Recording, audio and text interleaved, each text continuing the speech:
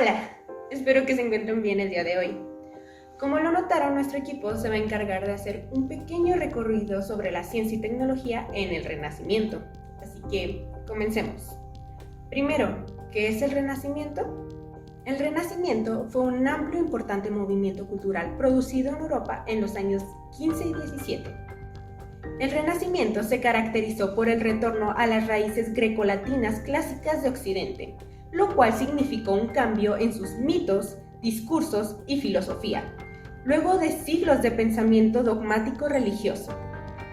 El Renacimiento no fue un movimiento homogéneo ni unitario, desde el punto de vista cronológico y geográfico. De hecho, surgió de manera desordenada en Europa y luego se transmitió a las colonias europeas en América. Bien, ya que tenemos estas pequeñas definiciones, podemos pasar a nuestro segundo punto: ciencia y tecnología.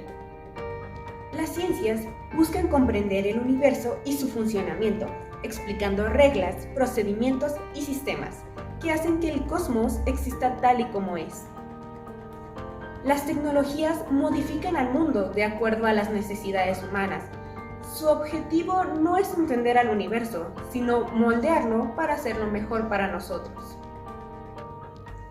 En resumen, las tecnologías emplean el conocimiento del universo generado por las ciencias para así mejorar sus técnicas, mientras que la ciencia precisa de la tecnología para así realizar sus experimentos. Teniendo claro estos dos puntos, ahora vamos a unirlos. Así que mis compañeros les mostrarán que dentro del Renacimiento promovieron y realizaron diferentes experimentos científicos con nuevos métodos de medición y deducción. Espero les agrade este pequeño recorrido y, sin más que decir, continuemos. La revolución científica es la corriente de construcción de conocimiento basado en la observación, la experimentación y la especulación racional. Nació en Europa a finales del Renacimiento. Fue fruto de las nuevas ideas en materia de física, astronomía, biología y química, y con ellas el cambio en el paradigma filosófico que produjo el movimiento social e intelectual conocido como Ilustración.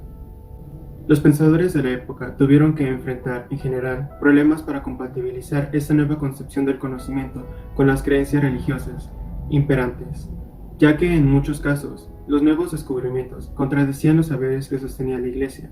Por otra parte, esa institución intentó mantener su monopolio de conocimiento a través de mecanismos como la Inquisición y el control de los libros que se publicaban. Los mayores cambios se produjeron en el campo de las matemáticas, la física y la astronomía. Sin embargo, el desarrollo de un método científico de investigación impactó sobre todas las áreas del conocimiento. De la misma forma, el conocimiento basado en la tradición y las escrituras se reemplazó a través de la observación y la experimentación. Comenzó a concebirse a la ciencia como un sistema de conocimiento diferente de las teorías filosóficas y religiosas. Los personajes más importantes de la revolución científica fueron Francis Bacon, célebre filósofo, político, abogado y escritor inglés, considerado el padre del empirismo filosófico y científico. Nicolás Copérnico, jurista, matemático, físico y clérigo católico polaco. Con la publicación de su obra sobre el movimiento de los astros, dio inicio a la revolución científica. René Descartes, filósofo, matemático y físico francés, padre de la filosofía moderna, de la geometría analítica y de los mayores contribuyentes a la revolución científica. Galileo Galilei, astrónomo, físico, músico, matemático e ingeniero italiano. Fue un importante observador astronómico, para lo cual mejoró la fabricación de los telescopios.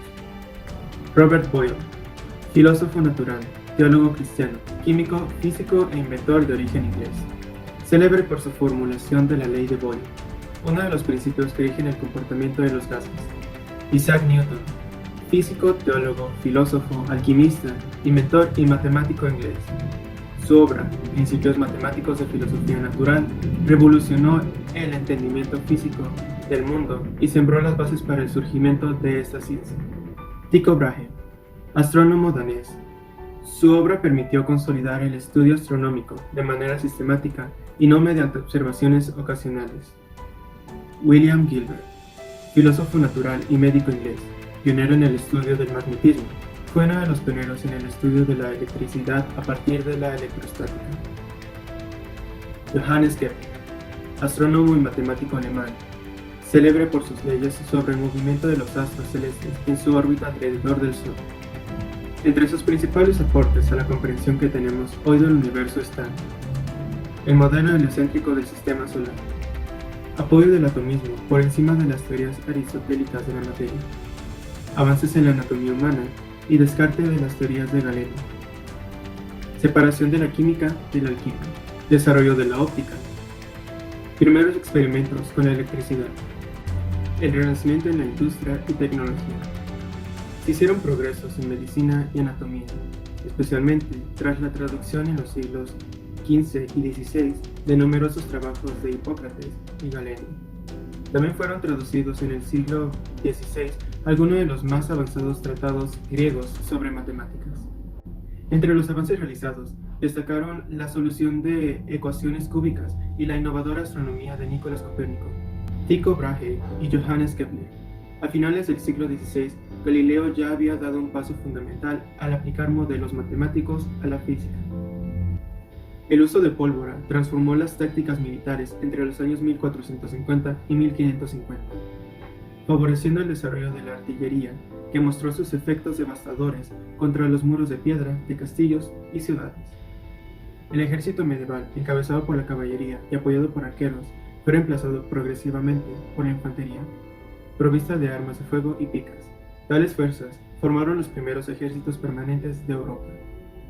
La tecnología del Renacimiento fue el conjunto de artefactos e invenciones europeas que se extendieron a lo largo del periodo del Renacimiento, aproximadamente del siglo XIV al siglo XVI. La era está marcada por profundos avances tecnológicos como la imprenta, la perspectiva lineal en el dibujo, la ley de patentes, cúpulas de doble capa y fortalezas bastión, herramientas, dispositivos, procesos de trabajo de la tecnología renacentista. Tornillo de Arquímedes acodado. El tornillo de Arquímedes con un mecanismo de manivela que pronto reemplaza la antigua práctica de trabajar la tubería por pisado. Abrazadera. Los primeros tirantes de carpintero, equipados con una empuñadura en forma de U, aparecen entre 1420 y 1430 en Flandes. Pozo de manivela. La evidencia más temprana de la instalación de un polipasto con manívelas se encuentra en una miniatura de la Fundación Mendel. Barco de rueda de paletas, accionado por manivela y mecanismo de viento. El italiano Roberto Valturio ideó un barco con 5 juegos de manívelas paralelas que están todas unidas a una sola fuente de energía por una biela. Piedra de afilar rotatorio con pedal. El mecanismo de manivela se mecaniza aún más al agregar un pedal. Molino de mano con engranajes. El molino manual de engranajes, operado con 1 o 2 manívelas, aparece en el siglo XV.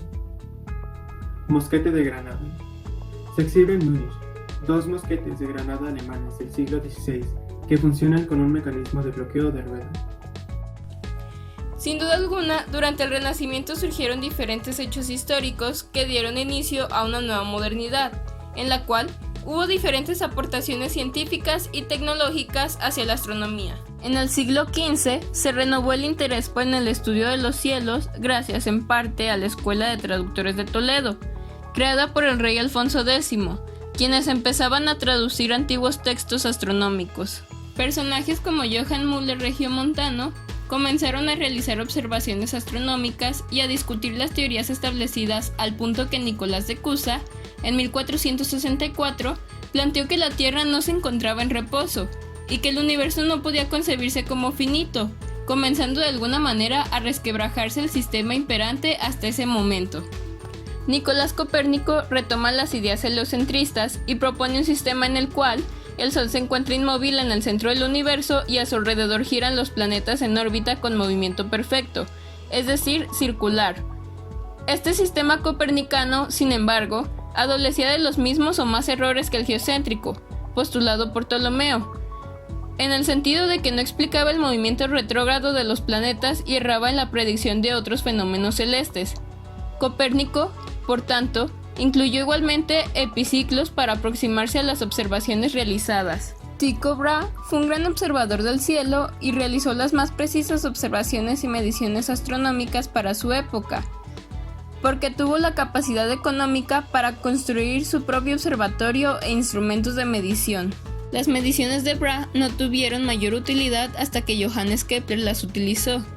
Kepler gastó muchos años tratando de encontrar la solución a los problemas que se tenían con el sistema enunciado por Copérnico, utilizando modelos de movimiento planetario basados principalmente en los sólidos perfectos de Platón. Con los datos completos obtenidos después de la muerte de Brahe, llegó al fin al entendimiento de las órbitas planetarias, probando con elipses en vez de los modelos perfectos de Platón, y pudo entonces enunciar sus leyes de movimiento planetario. El trabajo de Galileo lo enfrentó la Iglesia Católica, que ya había prohibido el libro de Copérnico de Revolution. Por esta desobediencia fue llevado a juicio, en donde fue obligado a abjurar de sus creencias y posteriormente recluido bajo arresto domiciliario, que duró muy poco. Durante el siglo XX, el Papa Juan Pablo II pidió disculpas al mundo por esta injusticia que su iglesia había cometido contra Galileo. Para finalizar los aportes hacia la astronomía, tenemos a nuestro célebre personaje Isaac Newton, quien aportó los principios matemáticos de la filosofía natural, en donde expone la teoría de la gravedad. La anatomía es una ciencia de mucha relevancia en la medicina y en la salud, puesto que ésta nos proporciona conocimientos de la morfología, relaciones y el funcionamiento de diversas estructuras del cuerpo humano, y nos da las bases para el entendimiento de la función orgánica en la del ser humano, ya sea sano o enfermo. Y esta clase de curiosidad de saber cómo es que funcionamos se la han preguntado cientos de personas a lo largo de la historia. En esta vez, nos concentraremos en las personas que incursaron en este ámbito y de la medicina entre los siglos XV y XVI, más conocidos por el nombre de la época, el Renacimiento. Bueno, empezamos con una de las figuras más importantes de la medicina y anatomía del Renacimiento, o sea, Leonardo da Vinci. Sus estudios de la anatomía, recogidos en el manuscrito anatómico A, se centran en la osteología y la miología. Se plasman los intentos de comprender el funcionamiento humano. Contienen algunos de los dibujos anatómicos más brillantes jamás creados. La formación de Leonardo en la anatomía humana comenzó a los 18 años. Y Da Vinci fue el inventor de los cortes anatómicos y de la representación de la figura humana en diferentes planos. La raíz de sus trabajos anatómicos se sitúa en los intereses artísticos por la exploración del cuerpo humano y su funcionamiento. Tenía como objetivo perfeccionar la representación de la figura humana en la observación de la superficie de los cuerpos, así que comenzó a practicar la disección. Se interesó de las estructuras profundas, o sea, las óseas, musculares y viscerales, y trató de comprender sus mecanismos funcionales a través del sustento de las disecciones de cadáveres en el diseño gráfico. Incursionó en diferentes ramas de la medicina. A través de la neurología, estudió el ojo y cerebro. Estudió la osteología y la miología, como ya antes lo había mencionado, el sistema cardiovascular, los aparatos respiratorios y el digestivo, los sistemas que corresponden a los órganos sexuales y reproductores. Realizó los dibujos más asombrosos de su corpus anatómico. Además, se introdujo en la embriología y dibujó el primer feto en útero. Otro de los personajes de anatomía y medicina que es sumamente importante de destacar fue Andrés Vesalio, considerado uno de los mejores en el campo de anatomía, y hasta hoy en día su trabajo es considerado una de las obras maestras de la cultura occidental. Él realizó su primera disección pública con un cadáver, explicando tanto la composición de los órganos como la técnica que estaba utilizando. El Senado de Venecia quedó instantáneamente sorprendida y por ello, de manera inmediata, se le otorgó la cátedra de Anatomía y Cirugía de la Universidad de Padua. Vesalio basó sus estudios de anatomía en la observación directa, con lo que pudo rechazar docenas de errores que había en la obra de Galeno. Y si bien la contribución de los conocimientos de Vesalio a la cirugía no fue tan destacada, se puede decir que es el que fundó la anatomía moderna. Otro muy importante anatomista de este tiempo fue Juan Valdeverde de Amusco. Su primer trabajo fue un tratado sobre higiene, alimentación y buenas costumbres, pero su trabajo más importante fue la historia de la composición del cuerpo humano. Este fue uno de los textos sobre anatomía más profusamente leídos y editados en el Renacimiento. La mayor parte de las 42 láminas calcográficas son copias mejoradas del anterior trabajo de Andrés Vesalio de 1543. La obra anatómica de Juan Valdeverde de Amusco tiene como objetivo mostrar que su obra anatómica es original y que supuso un hito histórico para la ciencia y la lengua castellana. Frente a la fábrica de Vesalio, escrita en latín académico y difícil de comprender, se sitúa la obra de Valdeverde como el primer manual moderno de anatomía, escrita en castellano, preciso y sencillo, con una difusión por Europa muy superior, que facilitó el conocimiento profesional a médicos, cirujanos y artistas. La obra de Juan Valdeverde tiene la utilización del método científico en la anatomía, al desarrollo del español como idioma científico, demostrando que este idioma es muy útil y conveniente para expresar los conocimientos médicos, y al llegar a un mayor número de profesionales. En esta lista no puede faltar Theophrastus Philippus Aureolus Bombastus von Hohenheim, más conocido por su alias Paracelso, que significa superior a Celso, un famoso médico romano del siglo I. Lo consideran un precursor de la biología, la antropología y la bioquímica. Fue doctor, astrólogo y alquimista. Su principal aporte a la medicina fue la creación de las primeras drogas basadas en los químicos y minerales. A pesar de haber recibido formación universitaria, Paracelso se oponía a la enseñanza reglada de la medicina. Cuestionó los textos de Hipócrates, Galeno, Avicena y otros autores clásicos, y hasta quemó públicamente algunos de sus libros. En lugar de seguir las tradiciones antiguas de los griegos y de los árabes, propuso que la práctica médica se basara en principios de la alquimia y astronomía. Él creía que los seres humanos éramos un microcosmos y que un buen médico no es el que más se prepara académicamente, sino el que mejor entiende a la naturaleza y el orden cósmico. También su visión era profundamente religiosa. Paracelso realizó la primera descripción clínica de la sífilis para combatirla y otras enfermedades consideradas intratables, como son la lepra, epilepsia y gota. Por ello, tuvo mucha popularidad. Su medicina se conoció como la medicina popular y fue el primer gran desafío de la medicina ortodoxa. Su principal obra fue Opera Omnia Medico, Químico, Quirúrgica, aunque también escribió un tratado de cirugía, en el que se recogen sus criterios quirúrgico-traumatológicos más importantes. Optó por intervenir lo menos posible a la hora de solucionar heridas, fracturas y luxaciones, dejando al tiempo a la naturaleza ejercer su acción, evitando hacia sus pacientes el trauma sobreañadido de la manipulación de dudosos resultados. Aunque ya todos los mencionados con anterioridad son importantes, sin duda alguna Ambrosio de Paré les gana, pues es la principal figura quirúrgica del siglo XVI, así como el padre de la cirugía francesa. Comenzó siendo un simple aprendiz en la ciudad de París, de un barbero cirujano. Luego se convirtió en un maestro barbero cirujano, para después trabajar como cirujano en el ejército. Después publicó una monumental obra de cirugía, la cual, si se traduce al español, son los 10 libros de la cirugía. La primera parte contenía anatomía y fisiología, y la segunda, cirugía.